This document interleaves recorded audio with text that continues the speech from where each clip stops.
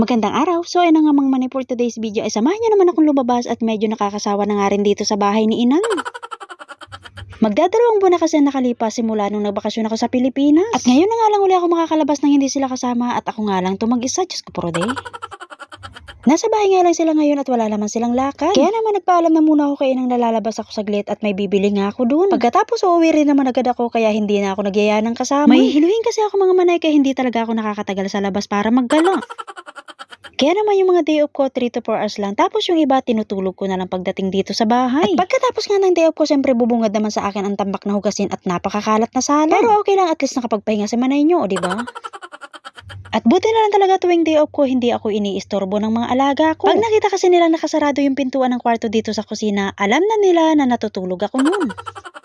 At may kontrata tayong pinirmahan mga manay na meron tayong rest day every week. Kaya naman wag tayong papayag na hindi natin magamit yun. May ibang amo kasi talaga dito na hindi nagbibigay ng day off. Kahit man lang sana sa loob ng kwarto para makapagpahinga, kaso pinagdadamot pa. Diyos ko, gusto kasi nila trabaho lang ng trabaho at minsan pa nga nagagalit sila pag nakikita nilang nakaupo yung katulong nila. Nag-hair na lang sana sila ng kalabaw pero aba kahit kalabaw napapagod rin, tao pa kaya.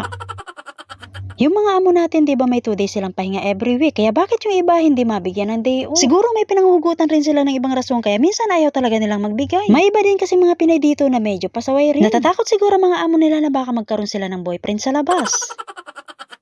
At eto lagi ang pakatandaan natin mga manay na nag-abroad tayo para makatulong sa pamilya, hindi para magkaroon ng bagong pamilya. Okay lang naman kung single ka, ilaban mo yan. Pero ingat-ingat pa rin tayo mga manay kasi wala tayo sa bansa natin. At iba't ibang lahi nga makakasagupa mo dito kaya dapat handa ka sa pwedeng mangyari sa'yo. Hindi naman sa nananakot ako mga manay pero parang sugal yan. Minsan may panalo pero kadalasan talo. Tapos pag minalas-malas ka pa, uuwi ka pang luhaan.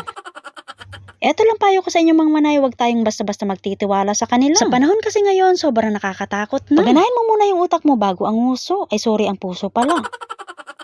Tapos na nga rin ako mamili ng mga oras na yan pero dahil nga may mga bit-bit ako abay iniwan ko muna dun kay kuya. Maaga pa naman kaya nag-ikot-ikot na muna ako. At eto nga napunta ako dito sa bilihan ng mga alahas. Tingin-tingin lang muna tayo mga manay at wala pa naman tayong pambili. Mura lang mga gold dito mga manay at nagbibigay din sila ng discount pag natuwa sila sa'yo. Kaya naman sa mga gusto magkahepa dyan abay parinin na dito.